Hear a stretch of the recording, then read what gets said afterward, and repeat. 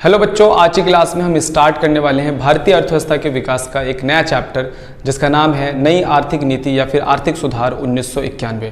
12th class का chapter सबसे important chapters में से एक चैप्टर है और काफ़ी नॉलेजेबल चैप्टर है। इस चैप्टर के अंदर आपको काफ़ी सारी चीज़ें सीखने के लिए मिलेंगी। तो आइए हम लोग चैप्टर स्टार्ट कर रहे हैं। ये हमारी बुक का यूनिट नंबर 6 का सबसे लास्ट चैप्टर है, ठीक है। तो इससे पहले वाले चैप्टर के अंदर हमने क्या पढ़ा था? हमने पढ़ा था 1950 से लेकर 1990 तक की पूरी कहानी।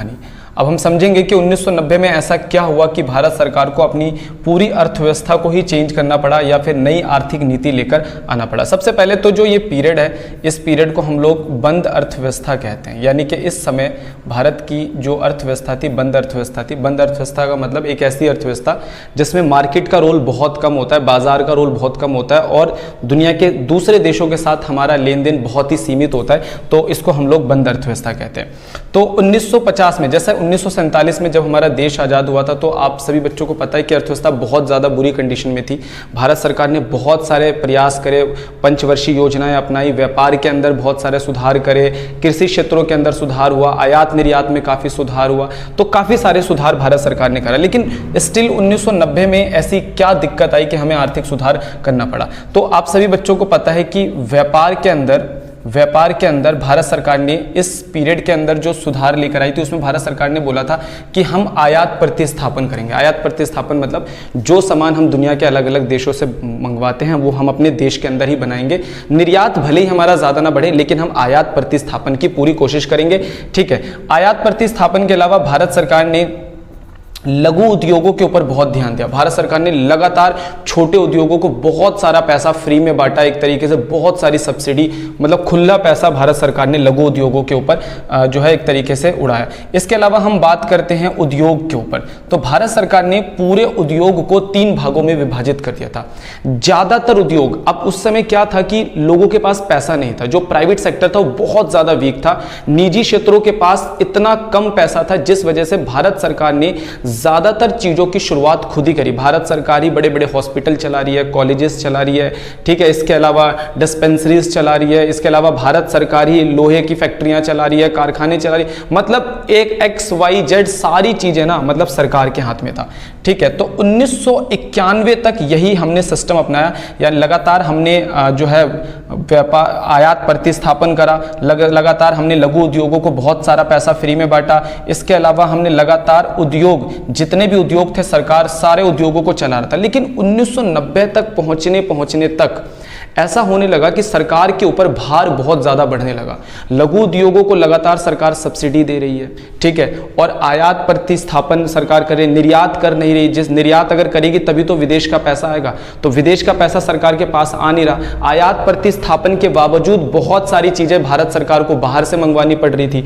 दूसरा, ज्यादातर उद्योग सरकार खुद चला रही थी। अब देखो, कोई भी चीज या कोई भी कंपनी या जब प्राइवेट लोगों के हाथ में होती है तो वो लॉस में जाती है, तो प्राइवेट सेक्टर उसको क्या करता है? उसको बंद कर देता है। लेकिन जब कोई चीज सरकार के हाथ में होती है और वो लॉस में जाता भी है, तो भी सरकार की मजबूरी होती है, सरकार उसको बंद नहीं कर पाता है। तो इन तीनों चीजों के अंदर क्या दिक्कत आई 1990 में कि जो आयात, सरकार का जो व्यापार था, उसकी जो पॉलिसी थी आयात प्रतिस्थापन, उसके अंदर सरकार आयात प्रतिस्थापन तो अच्छी तरीके से नहीं कर पाई, ठीक है, उसमें इतनी सक्सेसफुल नहीं हुई। लेकिन सरकार बहुत सारी चीजें जो बाहर से मंगवाती थी, उसके लिए सरकार को बहुत सारे फॉरेन रिजर्व यानी विदेशी पैसा की जरूरत पड़ती थी, और वो विदेशी पैसा हम सरकार बार बार दूसरे देशों से उधार लेती थी, IMF से उधार लेती थी, वर्ल्ड बैंक से उधार लेती थी। तो एक टाइम आया जब उन्होंने भी उधार देने से हमें मना कर दिया और हमारे पास सिर्फ 2 हफ्ते का ही विदेशी पैसा बचा हुआ था। यानी उसके बाद भारत सरकार पूरी तरीके से कंगाल हो चुकी थी, और भारत सरकार 2 हफ्तों के बाद अगर विदेशों से कोई भी सामान हमें खरीदने की जरूरत पड़ती तो हमारे पास उसके लिए पैसा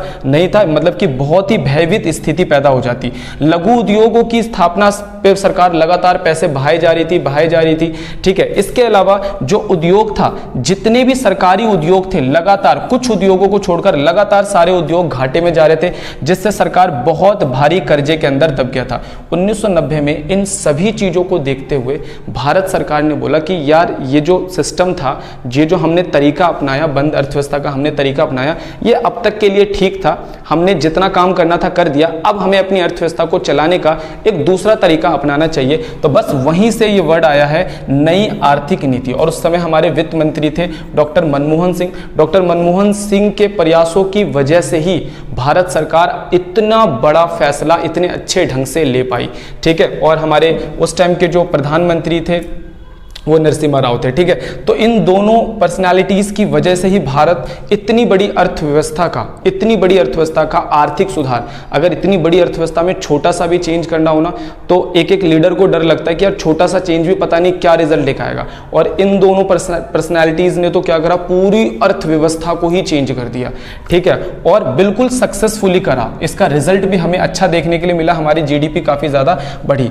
तो 1991 के अंदर हमने नई आर्थिक सुधार करें, जिसके अंदर हमने उदारीकरण, निजीकरण और वैश्वीकरण को हम लोग लेकर आए। तो इस पूरे चैप्टर में हमें उदारीकरण, निजीकरण और वैश्वीकरण, इन दोनों के द्वारा लिए गए वो 3 बड़े फैसले आज नई आर्थिक नीति या आर्थिक सुधार के नाम से जाने जाते हैं। तो फिर से मैं बता देता हूं, 1991 में 3 बड़े फैसले अर्थव्यवस्था के अंदर लिए गए थे। किन चीजों को देखते हुए? लगातार बढ़ते हुए कर्जों को देखते हुए, लगातार जो हमारे क्या नाम है, सार्वजनिक क्षेत्रों के जो उद्यम थे, यानी जो सरकारी कंपनियां थी, उनके घाटों को देखते हुए लगातार जो इनमें 3 बड़े फैसले लिए गए, जिनका नाम बोलते हैं हम उदारीकरण, निजीकरण और वैश्वीकरण। इसी को हम लोग नई आर्थिक नीति के नाम से जानते हैं। तो मैंने आपको इस पूरे चैप्टर को हम 4 पार्ट्स के अंदर पढ़ेंगे। तो आज मैं आपको पहला पार्ट पढ़ा रहा हूं। पहले पार्ट के अंदर हम लोग इसकी इंट्रोडक्शन ही समझेंगे, दूसरे में हम लोग उदारीकरण, फिर निजीकरण और फिर वैश्वीकरण को समझेंगे। सबसे पहला पॉइंट है इसका प्रस्तावना। प्रस्तावना में यही बोला गया है कि भारत ने आजाद होने के बाद मिश्रित अर्थव्यवस्था को अपनाया। मिश्रित अर्थव्यवस्था का मतलब कि जिसमें प्राइवेट सेक्टर भी काम कर सकता है और गवर्नमेंट सेक्टर भी काम कर सकता है। इसीलिए आजादी के बाद भारत सरकार ने कुछ चीजें निजी क्षेत्रों को भी दिया और कुछ ज्यादातर चीजें अपने पास रखी। तो आजादी के बाद भारत ने मिश्रित अर्थव्यवस्था के हिसाब से काम करना शुरू करा, ये हम लोगों को पहले से ही पता है। बस में सेकंड पॉइंट है, सेकंड पॉइंट में यह बताया गया है कि ज्यादातर चीजों पर जो नियंत्रण था वो सरकार का था और निजी क्षेत्रों की क्या की गई, उपेक्षा। जैसा कि मैंने आपको बताया 1950 से 1990 में ज्यादातर चीजों पर सरकार का कंट्रोल था और ये सरकार को अपना कंट्रोल धीरे धीरे रिलीज करना चाहिए था, जो कि नहीं करा सरकार ने, और यही सरकार की सबसे बड़ी गलती थी, ठीक है। सार्वजनिक क्षेत्र में भारी निवेश और निजी क्षेत्र में बहुत कम निवेश किया गया। देश के अंदर ज्यादातर चीजों के अंदर निवेश सरकार का था, मतलब सरकारी हॉस्पिटल चला रही है, सरकारी कॉलेजेस चला रही है, सारे सरकारी आयरन स्टील की फैक्ट्रियां चला रही है, मतलब सारी चीजों के ऊपर सरकार का नियंत्रण था, ठीक है। 4 दशक तक ऐसा हुआ, लगभग 1950 से 1990 तक ऐसा हुआ।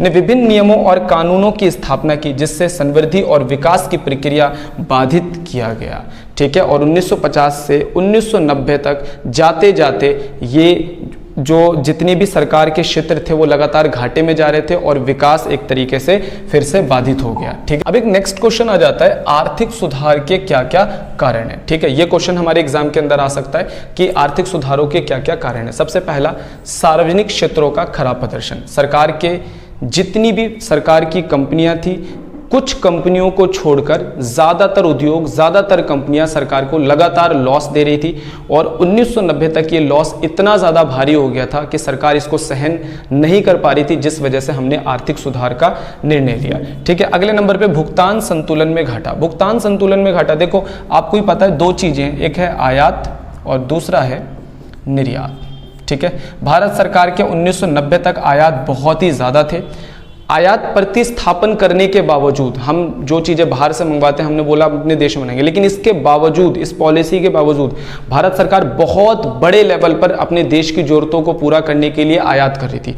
और आयात अगर आप दूसरे देशों से आयात करोगे तो आपको विदेशी पैसे की जरूरत पड़ेगी, और विदेशी पैसा आपके देश में आता कब है, जब आप दूसरे देशों को निर्यात करोगे। तो निर्यात पे तो हम ध्यान दे नहीं रहे थे, निर्यात में हम ध्यान नहीं दे रहे, हम लगातार आयात कर रहे हैं, जिस वजह से हमें बार बार विदेशी पैसे की जरूरत पड़ती थी, यानी कि विदेशी विनिमय की जरूरत पड़ती थी।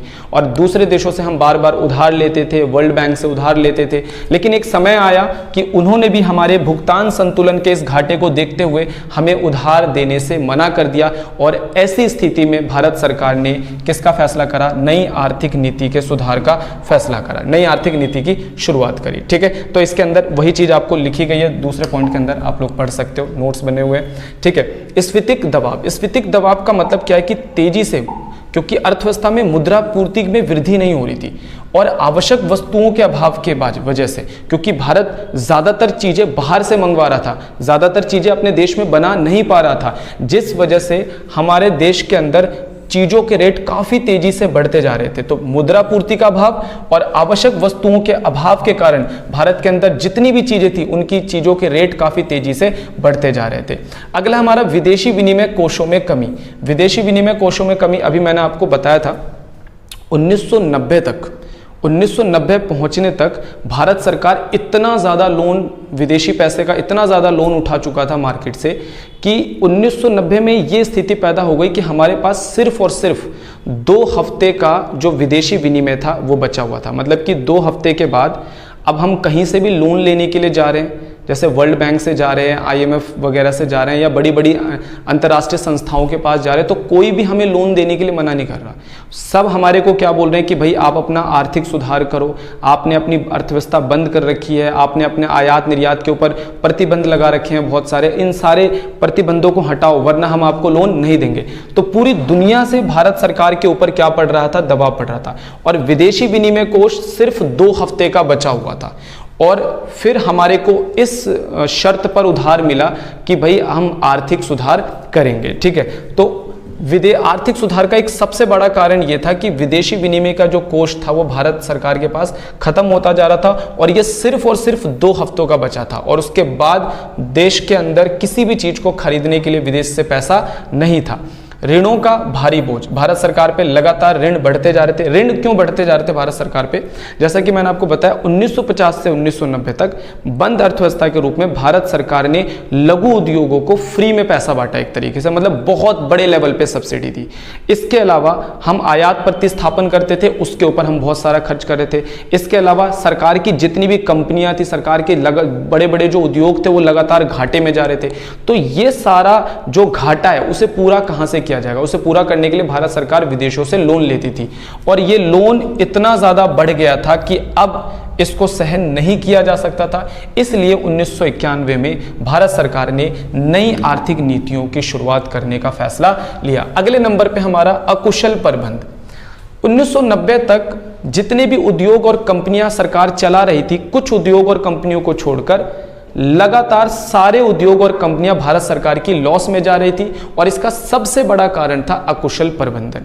ये बात आपको मैं ऐसे बता सकता हूं, आप किसी गवर्नमेंट कंपनी को देखो और प्राइवेट कंपनी को देखो, प्राइवेट कंपनी का मैनेजमेंट थोड़ा स्ट्रांग होता है, ठीक है, as compare to government company.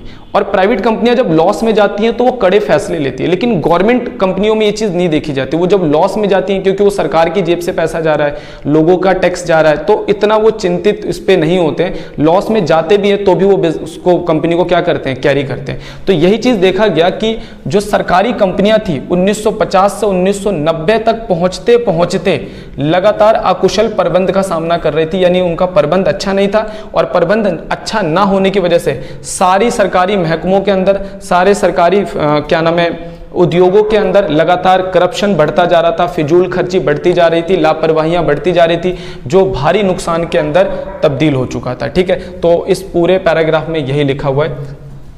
Next point पे हम लोग चल रहे हैं। तो मैंने आपको बता दिया कि 1991 में भारत सरकार ने आर्थिक सुधार क्यों करें। अगर एग्जाम में ये क्वेश्चन आ जाता है तो आपको पॉइंट टू पॉइंट वैसे ही लिखकर आना है। 1991 के संकट ने भारत को IMF और विश्व बैंक से वित्तीय सहायता लेने पर बाध्य किया था। जैसा कि मैंने आपको बताया कि 1990 के अंदर भारत सरकार के पास सिर्फ 2 हफ्ते का विदेशी पैसा बचा था, यानी कि अगर 2 हफ्ते के बाद भारत सरकार उधार नहीं लेती तो 2 हफ्ते के बाद विदेश से कोई भी सामान खरीदने के लिए, क्योंकि हमारा ज्यादातर सामान विदेशों से आ रहा था, विदेशों से कोई भी सामान खरीदने के लिए हमारे पास पैसा नहीं बचता। इवन जो बहुत कंपलसरी चीजें होती हैं जैसे तेल वगैरह हो गया, तो अगर ये सारी चीजें हम विदेशों से नहीं खरीद पाते तो हमारे देश का सारा व्यापार रुक जाता, हमारे देश की अर्थव्यवस्था बिल्कुल ठप हो जाती।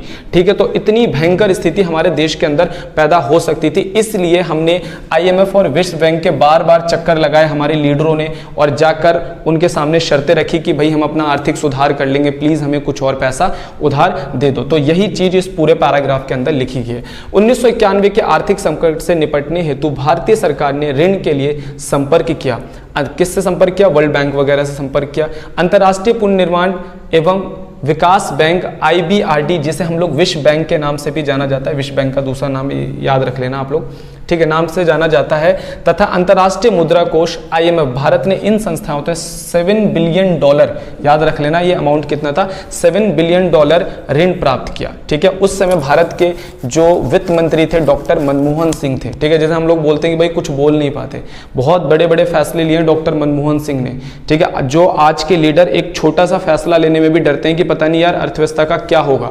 ठीक है, उन्होंने पूरी अर्थव्यवस्था को, पूरी इतना बड़ा रिस्क लेके पूरी अर्थव्यवस्था को चेंज कर दिया, और आप पढ़ेंगे इस चैप्टर में कि उसका रिजल्ट हमारे को कितना अच्छा मिला। ठीक है, तो डॉक्टर मनमोहन सिंह उस समय के हमारे वित्त मंत्री थे, जिनकी काफी तारीफ की गई उस टाइम पे। ठीक है, अच्छा ये वाला पॉइंट समझने वाला है कि IMF ने लोन देते टाइम, IMF ने ऋण देते टाइम $7 बिलियन का जब ऋण दे रहे थे, तो वो भारत के सामने उन्होंने क्या शर्तें रखी? उन्होंने शर्तें रखी कि निजी क्षेत्र पर लगे हुए प्रतिबंधों को हटा लिया जाएगा। ठीक है, उसके अलावा यानी कि निजीकरण किया जाएगा, उदारीकरण किया जाएगा, बहुत क्षेत्रों में सरकार की भूमिका को कम किया जाएगा, निजीकरण, ये उदारीकरण किया जाएगा, ये निजीकरण किया जाएगा, व्यापार प्रतिबंध को भी हटा दिया जाएगा, इसका मतलब वैश्वीकरण किया जाएगा। तो ये 3 बड़ी शर्तें रखी IMF ने। IMF ने लोन देते टाइम, जो बड़ी संस्थाएं उन्होंने भारत को ऋण देते टाइम ये 3 शर्तें रखी कि भाई आप अपनी अर्थव्यवस्था का उदारीकरण, निजीकरण और वैश्वीकरण करोगे। ठीक है, नेक्स्ट नंबर पे है आर्थिक सुधारों का अर्थ एवं नई आर्थिक नीति। अब एक डेफिनेशन आ जाती है कई बार एग्जाम के अंदर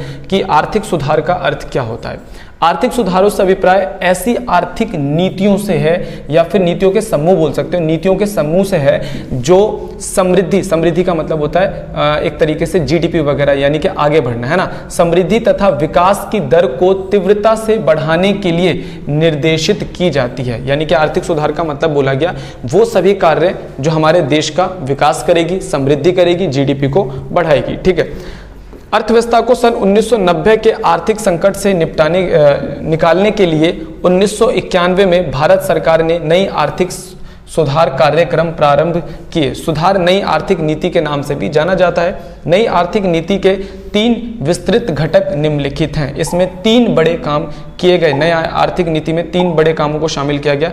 उद्योग और व्यापार के लिए हमने क्या लेकर आए? उदारीकरण, यानी उद्योग और व्यापार को खुला छोड़ो, लाइसेंस फ्री करो, फ्री होकर इनको काम करने दो। ठीक है।